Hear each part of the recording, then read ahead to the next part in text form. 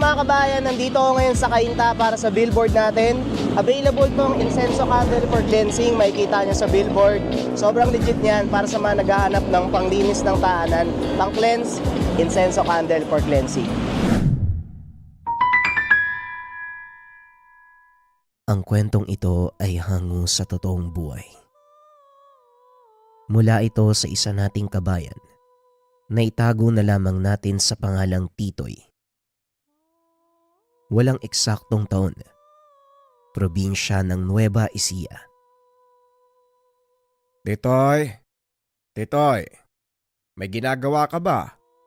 Kung wala pakidala mo nga tong mga napitas sa kamatis doon sa pamilihan. Inaantay kasi ni Manang Senyag. Wika ni Mang Cardo. Sige po, Lolo. Ako na pong bahala dyan. Tatapusin ko lang hutong ginagawa ko.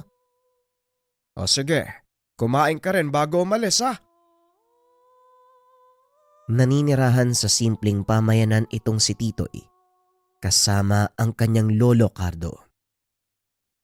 Pagsasaka ang pangunahing hanap buhay. Kaya sa murang edad, namulat ang paslit sa mga gawaing bukid. Sa edad 12, marunong na ito sa mga trabahong bukid. Pangunahing produkto ni Mang Cardo ay pagtatanim ng sibuyas, kamatis, pati na rin ang bawang. Nagmamay-ari ito ng halos 1 ektaryang taniman at silang dalawa lang ni Titoy ang nag-aasikaso. Dahil wala sa ibang mga anak ni Mang Cardo ang may hilig sa pagsasaka. Maliban sa pagiging masipag, kilala din bilang mabait na bata itong si Titoy, kaya naman kinagigiliwan ng halos lahat ng mga kababaryo. Sa tuwing pumapasyal ito sa bayan, hindi umuuwi ng walang natutulungan. Nalalaman na lang ni Mang Cardo ang ginagawa nito kinabukasan. Ano na naman ang ginawa mong bata ka, Aber? Abay, laman ka na naman ng usapan sa bayan Wika ni Mang Cardo. Kakauwi lang ni Titoy mula sa paaralan ng mga sandaling iyon. Wala naman po, Lolo. Tinulungan ko lang po yung taong may dalang bayong. Sobrang dami po kasi. Hindi niya na kayang ikarga sa karosa. Tugon ni Titoy. Ngunit kahit maganda ang intensyon, hindi maiwasang pag-isipan siya ng masama ng ibang tao, lalo na ang mga dayong mangangalakal. Likas sa paslit ang tumulong kahit hindi siya sabihan. Ito ang dahilan kung bakit nagkaroon ng karanasan si Titoy na lubusang nagpabago ng kanyang buhay at pagkatao. Abala ang mga tao sa merkado ng mga sandaling iyon. Kanya-kanyang ayos ng paninda. Tapos na din sina Titoy at Mang Cardo sa paglalatag ng mga tindang gulay. Kaya naisipan ni Titoy na mag-ikot-ikot upang tumulong sa mga kakilalang magsasaka. Napansin nito ang 2 kalalakihang nagkakarga ng mga sako. Nang lapitan nito ni Titoy, napansin ng paslit na may tumutulong dugo mula sa mga ito. Mawalang galang na po sa inyo. Kailangan niyo po ba ng tulong sa mga yan? Tanong ni Titoy sa isang lalaki. Hindi na. Kaya na namin to. Doon ka na. Hinawakan ni Titoy ang isa sa mga sako. Aksidente itong natumba. Nanlaki ang mga mata ng paslit dahil gumulong palabas ng sako ang putol na ulo ng tao. Tao yan. Pumapatay kayo ng tao? Wika ng paslit. Bigla namang tinakpa ng lalaki ang bunganga nito at binantaan. Huwag kang maingay kung ayaw mong ikaw ang isilid namin sa sako. Wika ng lalaki. Kinagat ng paslit ang kamay nito, dahilan para mabitawan ng lalaki si Titoy. Tumakbo siya papasok sa maraming tao dahil nalaman na nito ang kanilang sekreto. Hindi hinayaan ng 2 kalalakihan na makaligtas ang paslit. Hinabol nila si Titoy papasok ng palengke. Ngunit bago pa man maabutan, may matandang lalaking humarang sa kanila. Hanggang dyan lang kayo. Subukan niyong galawin ng batang yon. Pagsisisihan niya. Wika ng matanda. Mang Ingo, ikaw na naman. Huwag ka sanang makialam sa ginagawa namin. Kailangan namin siyang patayin dahil nalaman niya ang gawain. Talagang hinahamon mo ko, aswang. Sige, subukan mo. Tignan natin kung kaninong katawan ang makikitang nakandusay sa daanan. Muling wika ni Mang Ingo. Maya-maya ay dumating si Mang Cardo. Nalaman nitong hinahabol ang kanyang apo ng 2 kalalakihan. Parang Ingo, ikaw pala. Nasaan ang humahabol sa apo ko? Tanong ni Mang Cardo. Yang 2 lalaking yan, sila ang humahabol kay Titoy. Tugon ni Mang Ingo. Nilingon ni Mang Cardo ang mga kasama sa loob ng palengke at sumigaw. Mga kasama! May mga taong gustong manakit kay Titoy. Ano sa tingin niyo ang pwede nating gawin sa kanila? Wika ng matanda. Nagtipon ang lahat na nagtitinda sa palengke.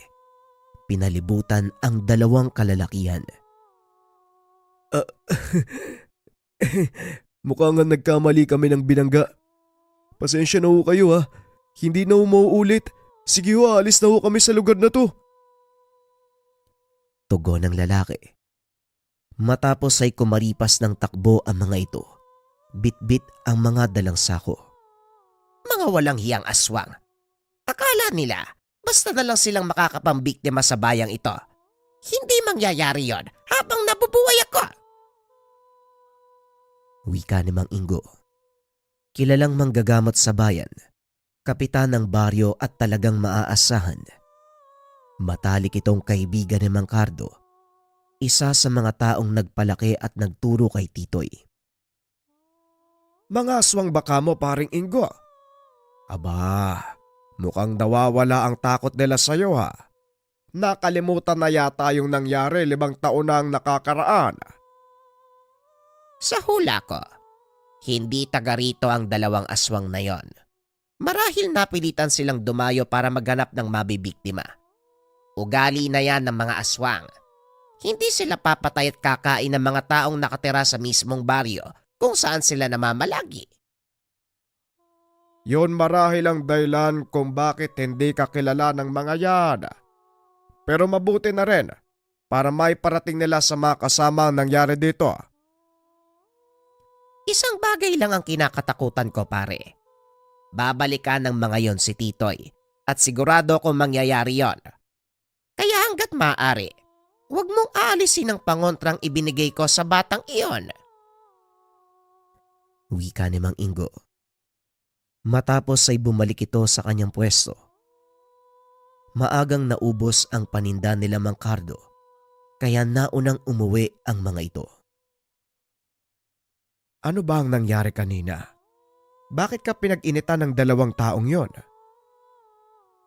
Tanong ni Mang Cardo habang naglalakad sila pauwi. Wala naman po akong ginawa, lolo. Gusto ko lang sanang makatulong kaso nagalit yung lalaki. Kaya pala ayaw niyang pawakan sa akin yung mga sako. Kasi parte pala ng kinatay na tao yung laman nun. Mga aswang pala sila. Wala namang masama sa ginawa mo, apo. Pero minsan titimbangin mo ang sitwasyon. Lalong-lalo na bago ka tumulong. Hindi lahat ng tao gustong magpatulong. May iba kahit hirap na sila, mas gugustuhin sarilinin ang ginagawa. Alam ko naman po yun, lolo. Kaso ewan ko ba, hindi ko maintindihan yung sarili ko eh. Hindi ko mapigilang tumulong sa tuwing makakakita ako ng mga taong nangangailangan. Likas sa'yo ang pagiging matulungin. Magandang ugali yan, iho. Pero gaya ng sinasabi ko, huwag kang mamimilit kung ayaw magpatulong ng isang tao. Pagdating sa tahanan, inasikaso ni Mang Cardo ang mga pinamili. Habang si Titoy, nagpapakain ng mga alagang manok. Nahinto ang paslit sa ginagawa nang marinig ang tawag ni Mang Ingo. Dali-dali itong pumunta sa bakuran upang papasukin ang matanda. Magandang hapon sa'yo, Titoy. Nasaan ang lolo Cardo mo? Magandang hapon din po, Mang Ingo. Nasa kusina po si lolo nagluluto ng ulam. Tuloy po kayo. Sandali lang tatawagin ko si lolo. Hindi na, Titoy. Ikaw ang sadya ko. Halika, maupo tayo doon. Wika ni Mang Ingo. Naupo ito sa mahabang upuan na gawa sa kawayan.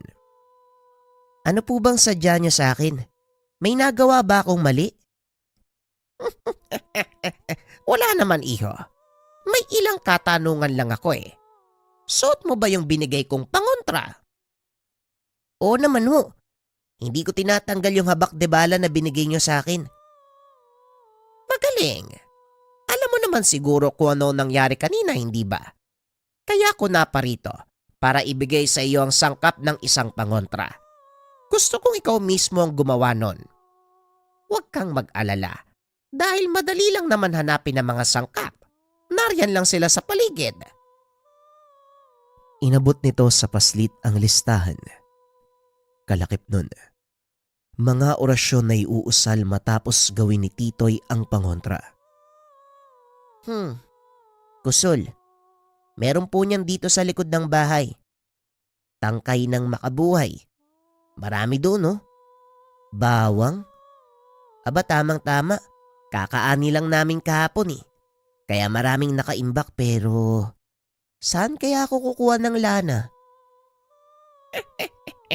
Ako nang bahala dyan. Eto, may dala kong lanahan. Simulan mo na ang pagkuha sa mga kakailanganing sangkap nang maturuan kita kung paanong gawin ang sinasabi kong pangontra. Wika ni Mang Ingo. Dali-daling kumilos si Titoy. Nang maipon nito ang mga kakailanganin, bumalik siya sa kinauupuan ng matanda. Eto na po, Manong.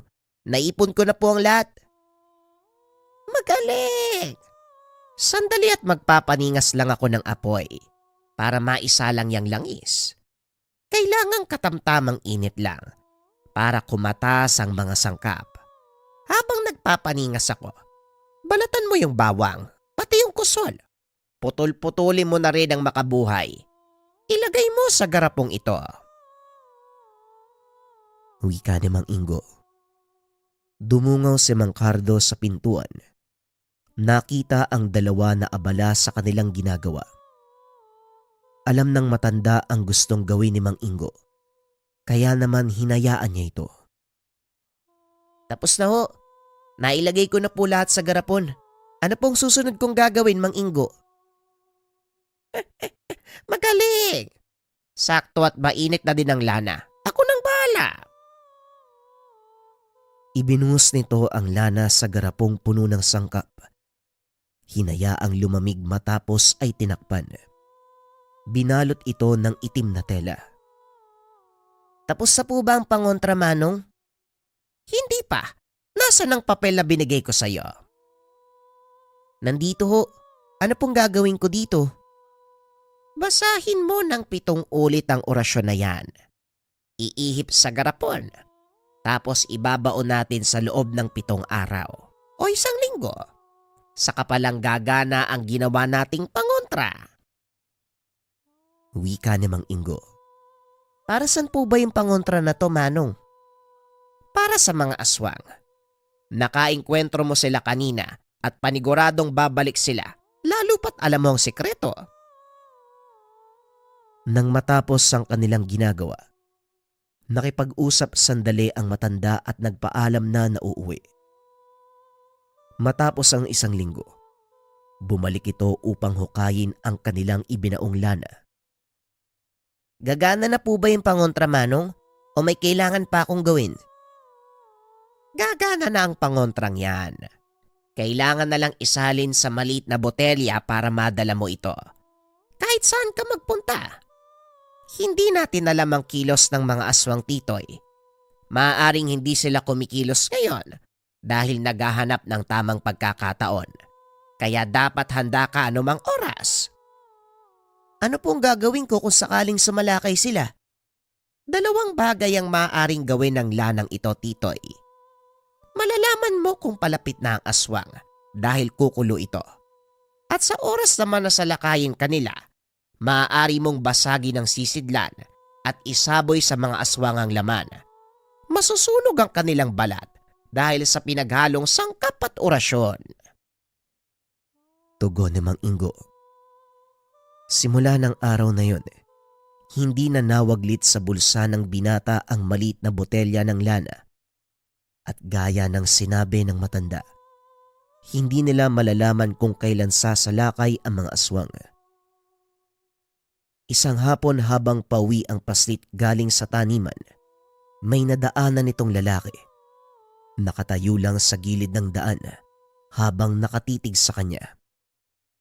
Hindi to pinapansin ni Titoy, ngunit nang maramdaman niyang kumulo ang langis na nakasugbit sa tagiliran, dali-daling tumakbo ang paslit hanggang sa makarating ito sa mataong lugar.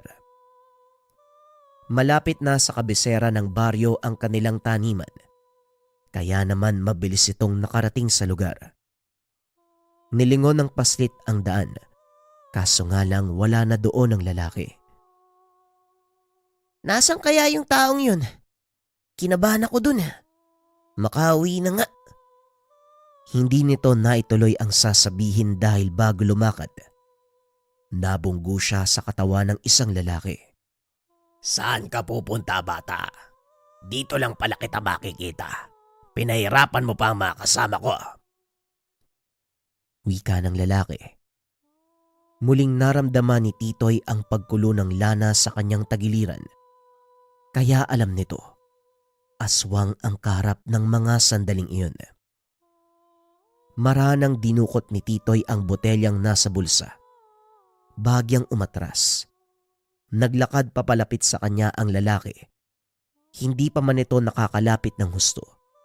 Ibinato ni Titoy ang botelya sa ulo ng lalaki, sabay karipas ng takbo.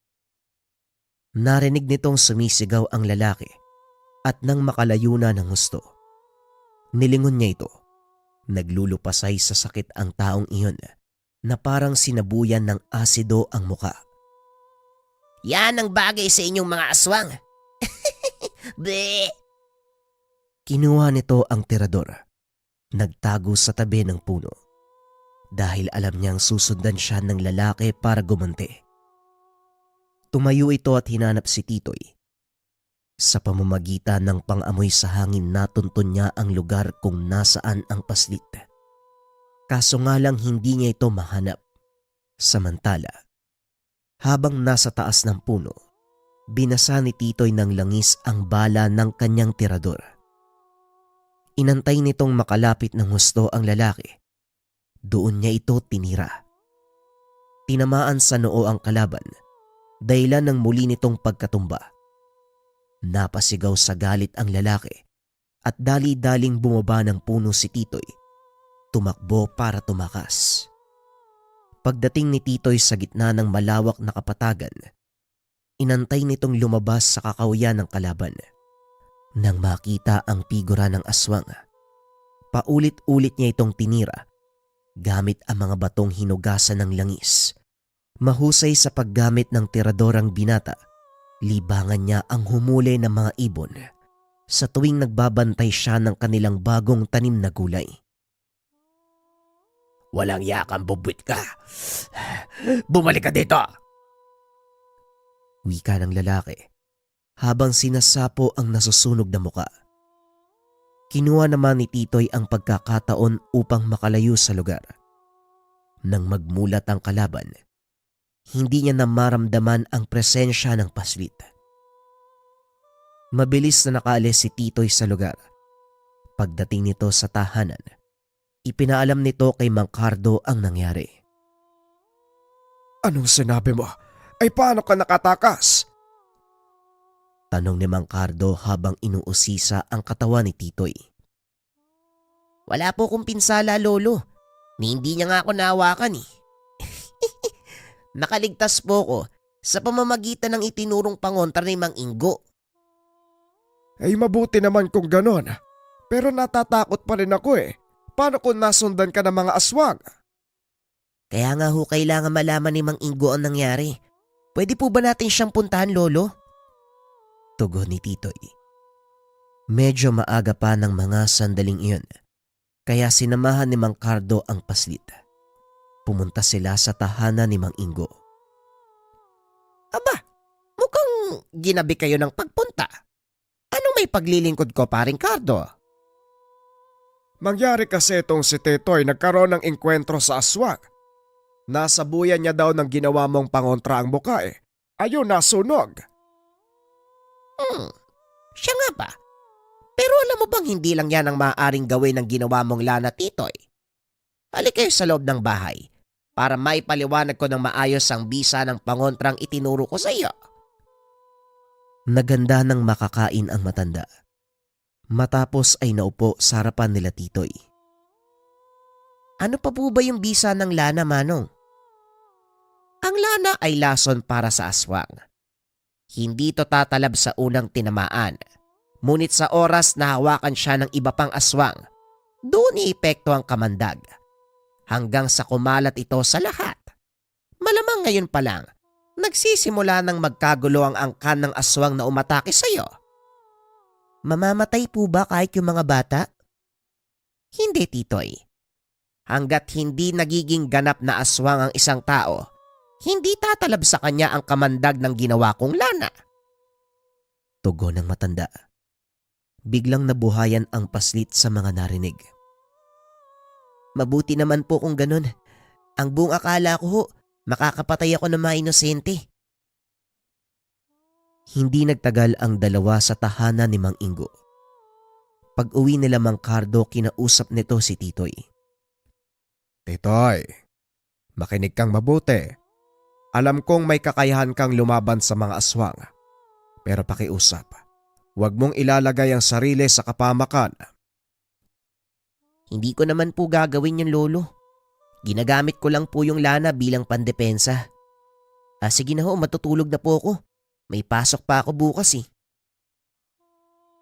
Pag-uusap ng dalawa. Kinabukasan habang naglalakad papuntang paaralan, narinig ni Titoy ang usap-usapan sa baryo. Namatay ang buong pamilya ng isang taong nagngangalang Kiko. Hindi matukoy ang sanhi ng kamatayan, ngunit malakas ang hinala na gawa ito ng isang manlalason. Napangiti si Titoy. Sa isip-isip ng paslit, si Kiko ang aswang na nakalaban niya nung nakaraang araw. Pagsapit ng hapon pagkatapos ng klase, tumuloy si Titoy sa tahanan ni Mang Ingo para kumpirmahin ang nangyari. Tama ka, Titoy. Namatay nga ang buong pamilya ni Kiko, maliban sa mga bata. Mukhang siya din ang aswang na nakalaban mo, iho. Alam ko po, Manong. Kasalanan din naman niya. Siya yung naunang sumugod. Pinagtanggol ko lang po yung sarili ko. Ramdam ni Mang Ingo na nakukonsensya ang paslit. Normal lang na makonsensya ka kung tao ang napatay mo, Titoy. Pero tandaan mo, mga aswang sila. Tama lang ang ginawa mong pagtatanggol sa sarili. Hindi lang ang pamilya ni Kiko ang mamamatay, kung hindi ang buong kawan na kinabibilangan niya. Pinagbilin po sa akin ni Lolo Cardo. Wag daw ako magsisimula ng gulo sa mga aswang. Pero sila naman po yung nauna, Manong eh. Hindi na sana hahantong sa ganito kundi ako inatake ng sinasabi niyong Kiko. Hindi dito nagtatapos ang lahat, iho. Gagante si Kiko at sigurado yon. Asawa niya ang namatay. Kabilang na din ang dalawa pang matatandang aswang. Sa oras na makarating sa kanilang kawan ang nangyari, maaaring buong puwersa silang sumugod sa baryo. Matagal na panahon na rin akong hindi nakikipaglaban sa mga impaktong yan. Mukhang kinakalawang na ang kasukasuan ko. Sandali lang po, Manong. Ano pong binabalak nyo? Sasalubungin natin ang mga aswang kung sakaling sasalakay sila. Pero sa ngayon wala tayong gagawin kung hindi ang mag-intay. Hindi tayo gagawa ng anumang hakbang na maaaring makapagpasiklab ng galit ng mga aswang. Lumipas ang mga araw. Wala namang nangyaring kakaiba. Nagpatuloy sa pang-araw-araw na buhay ang lahat. Walang alam sa panganib na paparating. Hanggang isang araw, aksidenteng narinig ng isa sa mga taga-baryo ang pag-uusap ng hindi kilalang mga kalalakian. Dali-dali itong nagsumbong kay Mang Ingo. Manong Ingo, mukhang nagbabandang sumalakay ang mga rebelde sa baryo. Narinig ko nag-uusap yung mga lalaki. Sasalakay daw ho sila sa baryo sa pagbilog ng buwan. Wala daw silang ititira. Ganun ba? Salamat sa pagbibigay ng impormasyon. Namukhaan mo ba ang mga taong yon? Karamihan ho sa kanila nakasuot ng sombrerong dibanig. Pero may isa akong taong nakilala. Parang si Kiko. Pero sunog ang muka.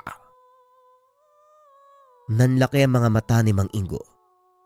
Alam nitong hindi rebelde ang sasalakay kung hindi mga aswang. Dito niya tuluyang nakumpirma ang pinakabisa ng sandata ni Titoy. Hindi lubusang maaapekto ang unang tinamaan. Ang maaaring mamatay ang mga kapamilya ng aswang na hahawak sa sugat ng napinsala. Ito ang sumpa sa mga nilalang ng lana na gamit ni Titoy. Ang aswang na sumalakay at tinamaan ng pangontra, ito ang magkakalat ng lason sa angkan. Salamat sa pagbibigay ng impormasyon. Ako nang bahalang magsabi sa otoridad. Pero hanggat maaari, huwag mong ipagsasabi ang mga narinig mo sa mga tao. Maaari itong magdulot ng hindi inaasahang komosyon. Maliwanag po, Manong. Wala po muna akong pagsasabihan hanggat hindi niyo po nakukumpirma. Maraming salamat ho. Mauna na ho ako. Lingid sa kalaman nito, natunogan siya ng mga taong nag-uusap. Habang naglalakad, dalawang lalaki ang humarang sa kanya. Walang awang nilapa. Naggutay-gutay ang katawan ni Tasyo. Kinabukasan, nalaman ni Mang Ingo ang pangyayari. Dahilan para lalong lumakas ang hinala ng matanda. Nagpunta ito sa tahanan nila Mang Cardo upang ibalita ang nangyari. Mukhang nagsisimula ng kumilos sa mga aswang, Cardo. Nanganganib hindi lang si Titoy, kundi maging ang mga taga-baryo. Yan din ang inaalala ko, Ingo. Paano ngayon yan? Kakayanin mo ba silang pigilan mag-isa ka lang? Hindi na gaya ng dati. Meron kang taglay na lakas. May mga kasama pa na pwedeng makipagsabayan sa mga aswang. Tama ka, paring Cardo. Pero bilang kapitan ng baryong ito, kailangan kong ipagtanggol ang nasasakupan kahit ikamatay ko pa. Nakikinig lang si Titoy ng mga sandaling iyon. Nag-iisip ito ng maaaring gawin para makatulong. Kung hindi nyo na itatanong, mahusay sa paggawa ng mga patibong ng ibon itong si Titoy. Pasimpleng lumabas ang paslit at kumuha ng itak sa kusina. Nagtungo ito sa kagubatan upang manguha ng yantok at kawayan na gagamitin sa gagawing patibong. Naglakad-lakad sa paligid ng tahanan. Ang buong akala ng dalawang matanda ay naglilibang lang ito. Ngunit lingid sa kaalaman nila na sinusukat ni Titoy ang kabuuan ng kanilang paligid. Tuloy-tuloy pa rin ang paggawa niya ng mga lanang pangontra mula sa itinurong pamamaraan ni Mang Ingo. Sa pagkakataong iyon, inilagay nga ang lana sa mga sisidlang gawa sa putik. Ginamit na bala sa mga patibong na ginawa. Handa na mga bomba ko. Ngayon subukan yung lumapit sa loob ng bahay. Tignan natin kung may matira sa inyo. Wika ni Titoy sa sarili. Nanguha din ito ng mga bunga ng irok. Tinanggal ang laman.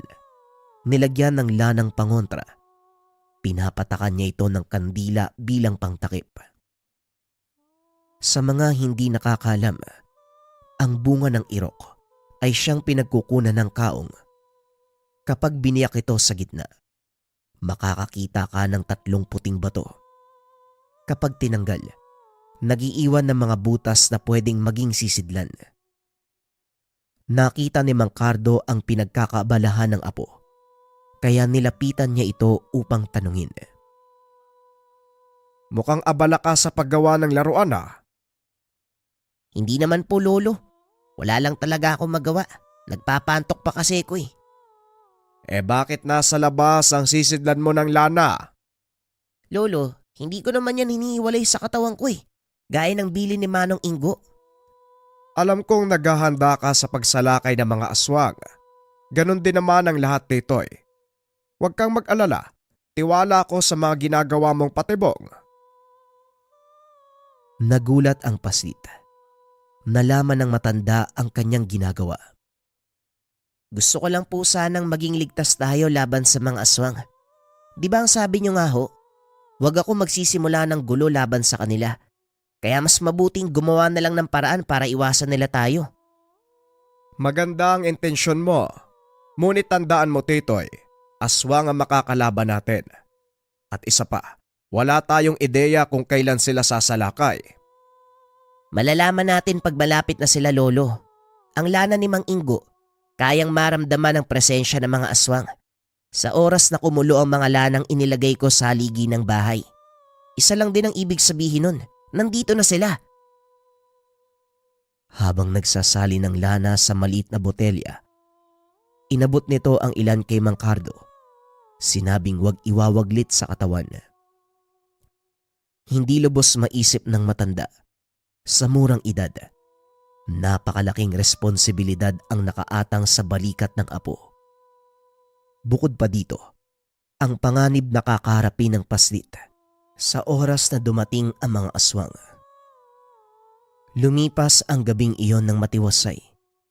Kinabukasan nagpunta si Mang Cardo sa bayan para ipagbili ang kanilang naaning bawang. Samantalang si Titoy naman, dahil walang pasok ay pumunta kay Mang Ingo. Ang aga mo namang pumasyal, Titoy. Wala ka bang pasok ngayon? Wala po, Manong. Sa kasabi ni Lolo, mas mabuti daw na dito muna ako sa inyo. Delikado kasi kapag mag-isa lang ako sa bahay. Alam niyo na ho. O siya, maglaro ka muna dyan. May mga bagay lang akong aasikasuhin. Nakita ni Titoy ang mga sandatang nakalapag sa mesa ng matanda. Naghahanda din po pala kayo sa pagsalakay ng mga aswang? Hindi na may iwasan ang pagdating nila, Titoy. Hindi ko pwedeng hayaang sirain nila ang kapayapaan ng baryo. Hindi mangyayari yon habang ako ang kapitan. Sa totoo lang ho, ayoko rin po sana mangyari ang ganito eh. Kahit aswang sila, hindi ba? Pare-pareho lang din naman tayong nabubuhay sa mundo. Hanga ako sa iyo ah. Kakaiba ka kung mag-isip. Pero hindi ganyan ang tingin nila sa atin, iho. Ang tingin ng mga aswang sa atin ay pagkain. Wala nang iba. Iniisip nilang mas mataas sila kaysa sa mga tao. Sana lang ho dumating pa rin po yung pagkakataon. Hindi na natin kailangan mag-away-away at mamuhay ang lahat ng nilalang ng mapayapa. Wika ng paslit. Napaka-inosente ng isipan nito. Kaya nalulungkot si Mang Ingo. Dahil sa murang edad, nasangkot si Titoy sa magulong mundo. Yan din ang kahilingan ko, Titoy. Pero sa ngayon wala tayong magagawa kung hindi ang lumaban para ipagtanggol ang kapayapaang gusto nating umiral. Wika ni Mang Ingo. Naaliw sa pag-uusap ang dalawa. Hanggang sa hindi na malayan ng mga ito na palubog na ang araw. Nagtataka si Mang Ingo dahil hindi pa rin dumadating si Mang Cardo. Mukhang ginabi si Lolo ah. Siguro napadaan na naman sa tubaan. Siguro nga. Hayaan mo na. Maya-maya darating din ang lolo mo. Tugon ni Mang Ingo. Ngunit sa kaloob-looban nito, nakaramdam siya ng matinding kaba. Palihim na tumungo sa bayan ang matanda upang hanapin si Mang Cardo. Kaso nga lang, masamang balita ang sumalubong sa kanya. Nakita nito ang tumpok ng mga tao na tila may kung anong pinagkakaguluhan sa gilid ng daan. Nilapitan nito ng matanda. Nanlaki ang mga mata nang mapagtanto. Bangkay ng isang matanda ang pinagkakaguluhan ng mga tao. Hindi na makilala ang itsura ng matanda. Tadtad ito ng kalmot. Punong-puno din ng sugat ang katawan.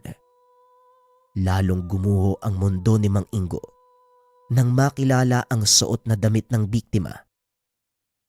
Hindi makapaniwala ang matanda na wala na ang pinakamatalik na kaibigan. Mahabaging lakit. Cardo, sinong may gawa nito sa'yo? Patawarin ako ng Panginoon.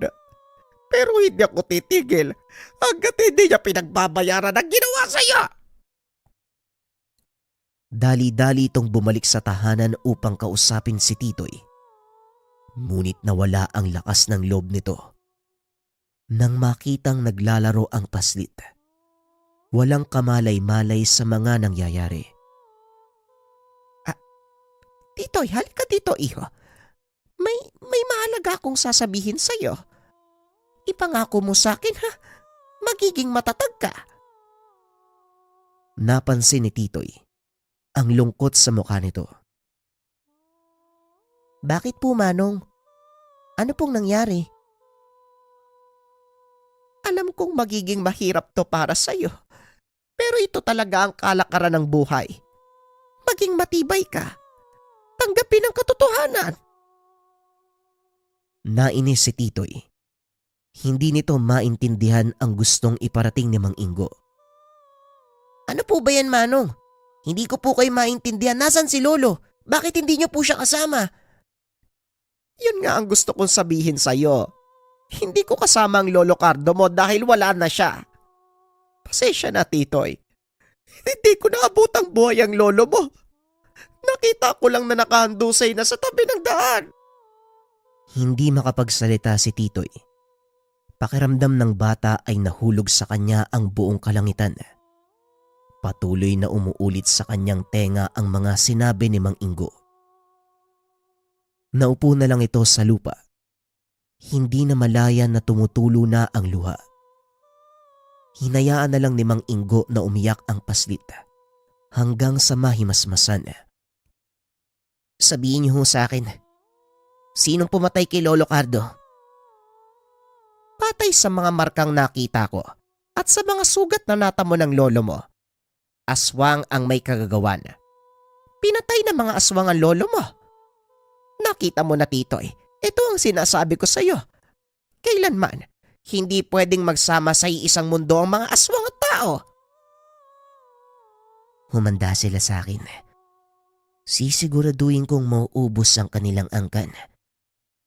Manong Ingo, tulungan niyo ko. Iganti natin si Lolo. Bigyan natin ng katarungan ng pagkamatay niya. Oo, bibigyan natin ng katarungan ng kamatayan ng Lolo Cardo mo. Huwag kang mag-alala. May ilan akong kakilala na handang tumulong. Kung tayo lang hindi natin sila kakayanin. Kaya humingi ako ng tulong sa mga dati nating kasama. Ilang sandali pa, darating na rin sila. Kahit papano, nabuhayan ng loob si Titoy. Dahil siya mismo, alam na hindi kakayaning talunin ang kalaban. Bago ang lahat, gusto ko munang makita si Lolo. Kailangan mabigyan siya ng desenteng burol.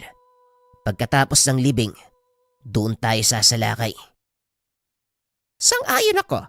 Maglaan tayo ng kapayapaan para sa burol ng lolo mo. Gagamitin natin ang pagkakataong iyon para magtipon ng lakas. Pagandaan ang gagawing pagsalakay. Tugon ni Mang Ingo. Kinuha ng mga ito ang bangkay ni Mang Cardo. Dinala sa tahanan upang linisin at bigyan ng maayos na burol. Napakaraming tao ang dumalo at nakiramay. Patunay lang na mabait na tao ang matanda nung nabubuhay pa ito. Bawat isa sa mga panauhin, naglalagay ng pasasalamat at mga kwento tungkol sa nagawa ni Mang Cardo para sa kanila. Sadyang ang napakabait na tao ng lolo mo at nagmana ka sa kanya. Alam kong ipanagmamalaki ka ng matandang yon. Masaya din po ako at siya naging lolo ko. Marami pong naituro sa akin si Lolo Cardo. Hindi lang sa pagtatanim, hindi lang sa pag-aalaga ng mga hayop, kundi sa pagiging mabuting bata. Nakikita ko yun, Titoy, at paniguradong lalaki ka bilang isang mabuting tao. Sa kalagitnaan ng pag-uusap ng dalawa, dumating ang ilan sa mga kasamahan ni Mang Ingo. Magandang gabi. Nandito po ba si Tatang Ingo? Napalingon ng matanda nang marinig ang kanyang pangalan. Sino namang Kulas! Mabuti naman at nakarating kayo. Nasaan sina Nelson at ang iba pa? Susunod si Ka Nelson. Pero kasama ko po si Manong Lando. Nagpaiwan sila sa bahay mo. Hindi nila pwedeng ipasok sa burol yung tangan nila eh. Tugon ng lalaki na nagngangalang Kulas. Ipinakilala ni Mang Ingo si Titoy. Ganun ba nga pala? Ang batang ito ay si Titoy. Tapos siya lang nakaburol. Nakikiramay ako. Ikinagagala kitang makilala. Titoy, si Kulas. Isa sa mga naging mag-aaral ko. Kagaya mo, magaling din siya sa paggawa ng mga patibong. Higit sa lahat, mahusay sa pakikipaglaban. Ikinagagala ko rin pong makilala kayo, Manong Kulas. Nga po pala, tama po ba yung narinig ko kanina? Ang iba sa mga kasama nyo may tanga na mutya. Totoo po ba yun? Tanong ng paslit. Ito ang kauna-unahang pagkakataon na makakasalamuhan ni Titoy ang mga antingero. Oo, si Ka Nelson at Mang Abel. Sila ang pinakamagaling na antingerong nakilala ko. Mamaya lang makikita mo rin sila. O siya, ilagay mo muna sa loob ng tahanan ng mga dala mo. Samahan mo kami sa lamay. Wika ni Mang Ingo. Iniwan nito sandali si Titoy sa tabi ng kabaong ni Mang Cardo. Sumakto naman na nakabalik na si Kulas. Alam mo, maserte ka ha? Si Ka Ingo naging maestro mo. Marami kang matututunan sa kanya, kaya pagbutihan mo ang pagsasanay.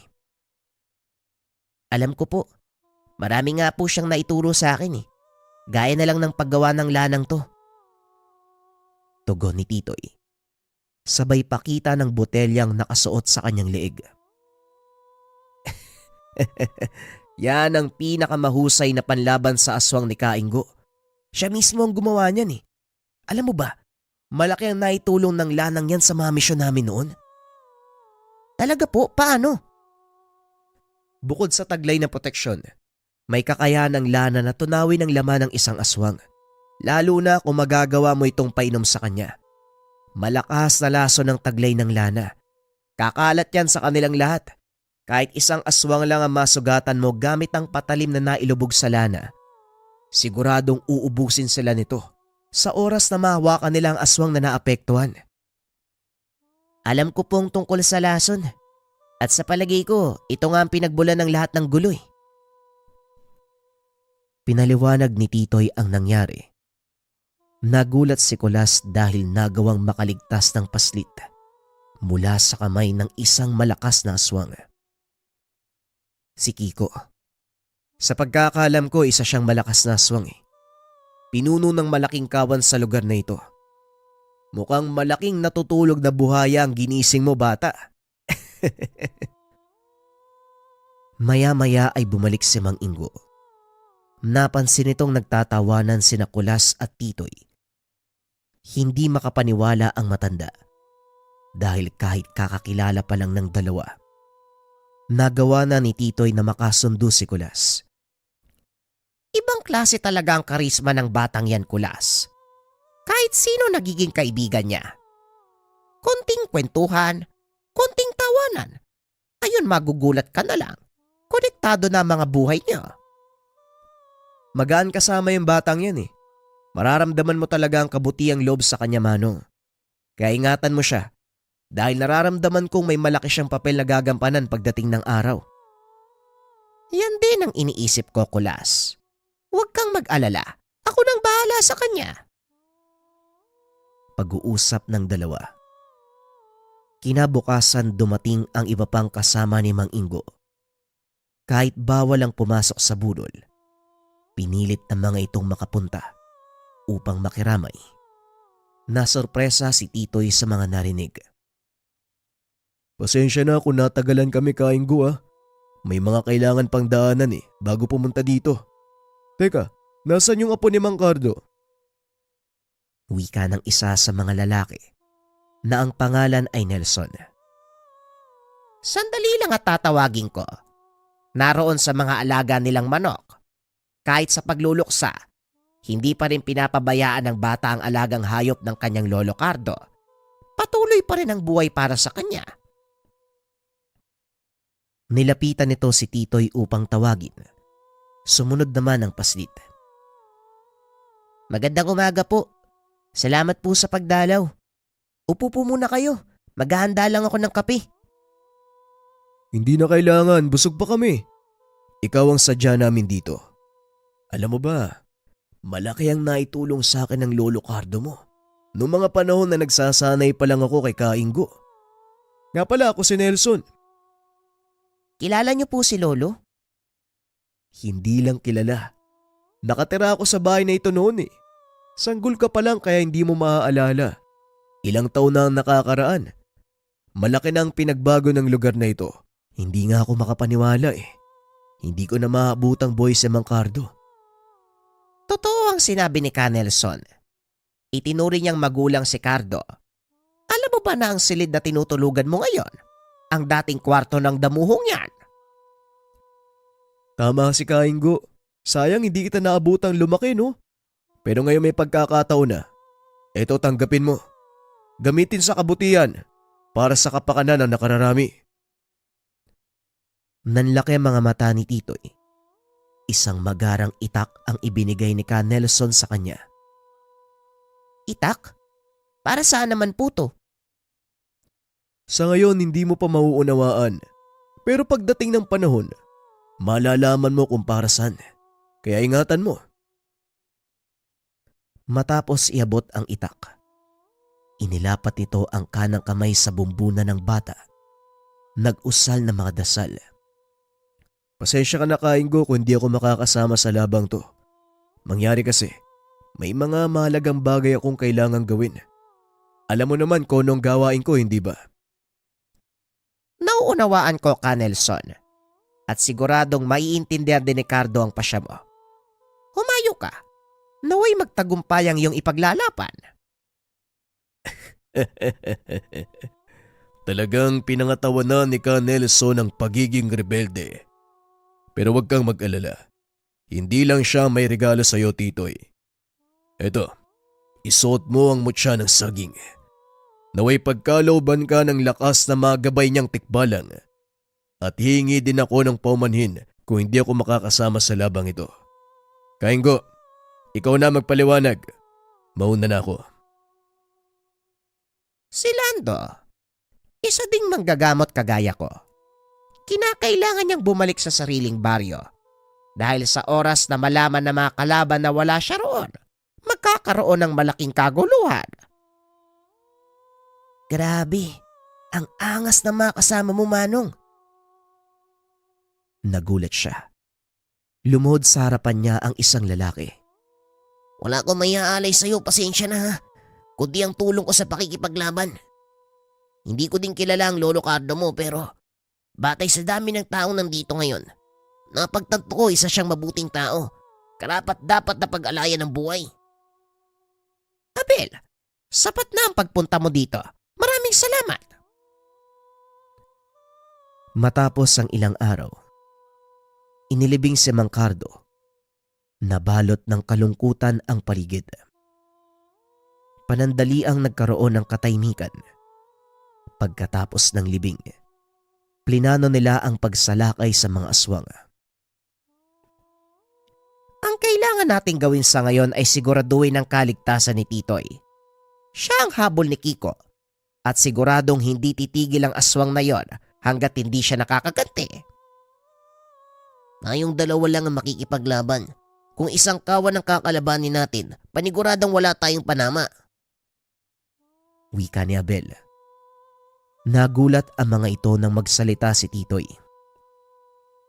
Sa dami nila, hindi natin kakayanin kung sasalakayin natin sila sa sariling kuta. Bakit hindi natin sila hayaang sumugod?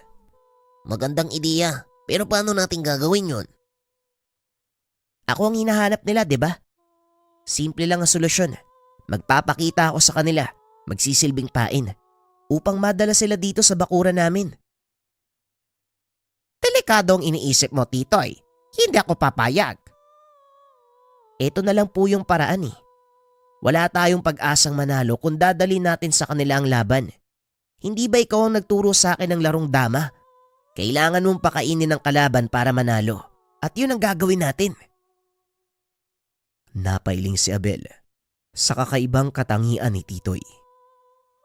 Kung pikit ako at papakinggan magsalita si Titoy, hindi mo akalaing isang bata nagsasalita. Tama nga ang sinabi niya. May kakaibang katangian nga ang batang ito. Kinagabihan, sinadya ni Titoy ang gumala sa kabisera upang makita siya ng mga aswang na nagpapagala-gala sa daan.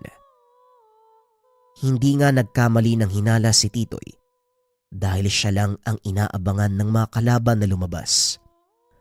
Nang masipat siya ng isa sa mga aswang, nagpahabol ang paslit. Hanggang sa makarating sa kagubatan, alam nito na doon nagtatago ang ilan pang kasapi ng kawan. Kaya para lumabas ang mga ito, doon siya dumiretso. Laking gulat ni Titoy.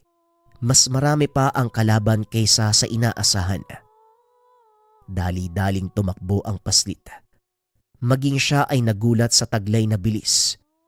Saka pa lamang naalala ni Titoy ang mutsyang pinagkalob sa kanya at ang gabay nitong tikbalang. Dinukot ng paslit ang mga batong nakabulsa. Gamit ang tirador, pinatamaan nito ang mga aswang na humaharang sa kanyang daanan. Napapangiti naman si Titoy sa tuwing tinatamaan niya ang mga aswang dahil biglang tumitilapon ang mga ito. Ang mas malala pa, binabad ng paslit ang mga bala sa lana. Bawang lang pala yung katapat niya eh. Nagpatuloy siya sa pagtakbo hanggang sa makarating sa kanilang bakuran kung nasaan nag-aantay ang mas malaking patibong. Pumasok ka na sa bahay, Titoy. Mamaya nandito na sila. Kami nang bahala ni Abel. Tumakbo si Titoy papasok ng tahanan, hindi para magtago, para kunin ang itak na ibinigay sa kanya. Binuhusan niya ito ng lana na may nakababad na bawang. Muling tumakbo palabas ng bahay. Saktong naroon na ang mga aswang. Nag-aantay ng hudyat mula sa kanilang pinuno. Maya-maya nagpakita si Kiko. Nakatitig ito ng masakit kay Titoy. Ramdam ng paslit ang matinding galit nito. Ngunit kumpiyansa silang mananalo sa laban. Sa wakas, nasukol din kita. Ang lakas ng lobong harapin ako. Ngayon matitikman mo ang galit ng isang aswang na nawala ng mahal sa buhay. Pareho lang tayong nawalan. Pinatay na mga kauri mo si Lolo Cardo. At hindi ako titigil hanggat hindi nakakaganti. Biglang sumugod si Kiko. Ngunit hinarang ito ni Abel. Nagsipagsigawan ang mga aswang na nasa paligid. Unti-unting humahakbang papasok sa bakuran. Napapangiti si Titoy dahil ito ang pinakainaantay niyang pagkakataon. Nang makatawid ang mga ito papasok ng bakuran, biglang sumambulat ang ginawang patibong ng binata. Nagsigawan ang mga aswang dahil umulan ng lanang pinagbabara ng bawang. Nabalot ng matinding ingay ang paligid dahil sa mga angil ng nahihirapang aswang. Walang yaka. Anong ginawa mo sa mga kalaki ko? Hindi ko ito papalapasin. Sisiguraduhin kong mamamatay ang bawat isa sa inyo. Wika ni Kiko. Wala itong magawa kung hindi pagmasdan ang mga kalahi na unti-unting nauubos. Mukhang dito na nagtatapos ang kasaysayan ng inyong angkan, Kiko. Matagal na panahon na ring nabalot ng takot ang baryo dahil yan sa inyo. Pero ngayon, unti-unti itong magbabago. Tugon ni Kainggo. Napasigaw na lang si Kiko dahil wala na itong magawa. Hinawakan ni Titoy ng maigpit ang kanyang itak. Tumakbo papunta kay Kiko. Itinarak ng paslit ang talim nito sa katawan ng aswang hanggang sa mapaluhod. Para yan sa mga taong pinahirapan nyo at naulila. Dahil yan sa kahayukan nyo sa laman. At ito naman, para sa lolo ko. Binuksan ni Titoy ang dalang sisidlan. Ibinuhos sa bunganga ni Kiko ang laman. Nangisay ang katawan ng aswang hanggang sa tuluyang matupok. Napaligiran ng nagliliyab na katawan ng mga aswang ang bakuran nila Titoy. Hinayaan lang nitong magningas bilang tanda na nabigyan ng hustisya ang mga taong namatay dahil sa gawa ng mga aswang. Napakahusay mo talaga magplano, Titoy. Hindi ko akalain magtatanim ka pala ng patibong sa paligid. Matagal ko na pong pinagandaan ng araw na to. Kaya alam kong mananalo tayo. Lokong bata to. Kaya pala panay ang hingi mo sa akin ng lana. Pag-uusap ng tatlo. Bagaman nakita nila kung paanong natupok ang katawan ng mga aswang, hindi pa rin makapaniwala si Mang Ingo na matatalo nila ang mga ito. Ilang taon din ang ginugol niya sa pakikipaglaban, ngunit hindi niya nagawang talunin ng lubusan ang mga aswang. At ang mas nakakamangha, isang baguang paslit na walang alam kung hindi ang pagsasaka ang nakatalo sa mga ito. Sa paglipas ng panahon, unti-unting nanumbalik ang sigla ng baryo. Nawala ang takot na bumabalot sa mga tao. Nagagawa na nila ng maayos ang mga gawain lalo na sa bukid. Si Titoy naman, ipinagpatuloy ang buhay bilang magsasaka. Ilang beses siyang sinubukang kunin ng mga tiyahin, ngunit hindi sumama ang paslit. Mas pinili nitong manatili sa pangalaga ni Mang Ingo. Ipinagpatuloy din ng paslit ang pag-aaral sa panggagamot, hanggang sa tuluyang naging mahusay sa napiling larangan. Sa paglipas ng mga taon, binata na si Titoy. Kilala na ito, narerespeto sa kanilang bayan bilang manggagamot. Nagawang makapagtapos ng pag-aaral sa kolehiyo, naging pulis. Pinagsabay nito ang tungkulin sa mga tao at tungkulin sa bayan, maging ang pangangalaga sa naiwang bukirin ng kanyang lolo Carlo. Para sa kanya, sagrado ang lugar na iyon dahil dugo at pawis ng matanda ang naging puhunan upang maipundar ito. Sa kasalukuyan, retiradong pulis si Titoy. Doon pa rin nakatira sa kanilang baryo. Ipinagpatuloy ang pagtatanim ng bawang, sibuyas at kamatis. Pinagtuunan nito ng pansin ang panggagamot at pagtulong sa mga tao, lalo na ang pagtugi sa mga aswang. Naging panatay ito ni Titoy. Ipinangakong ipapasa ang kaalaman sa mga susunod na henerasyon. Sadyang maiwaga ang buhay ng tao. Hindi natin alam kung kailan ito magbabago at kung mangyari man, lubusan nating ikakagulat. Para kay Titoy, isang hindi makakalimutang karanasan ang naging kwento ng kanyang buhay. Hindi akalain ng noon na paslit na magkakaroon siya ng pagkakataong makaharap ang mga aswang na inakalang sa kwento lang makikita. Sa pagpapatuloy ng kanyang buhay, paulit-ulit na kwento ni Titoy sa kanyang mga apo ang nangyari noong 12 taong gulang pa lamang. Inakala ng kanyang mga apo na kwentong barbero lang ang mga ito. Lingid sa kaalaman ng mga paslit na totoong nangyari ang lahat. Saksing buhay ang mga pahina ng tala-arawan ni Titoy sa lahat ng kaganapan. Ito rin ang pinagkukunan niya ng mga kwentong ibinabahagi sa mga susunod na henerasyon. Kamakailan lang, matapos ang bagong taon, tuluyang pumanaw si Titoy. Kasabay nitong nailibing ang mga alaala at kwento ng mga pangyayari tungkol sa isang batang mambubukid na pumatay sa isang buong angkan ng mga aswang.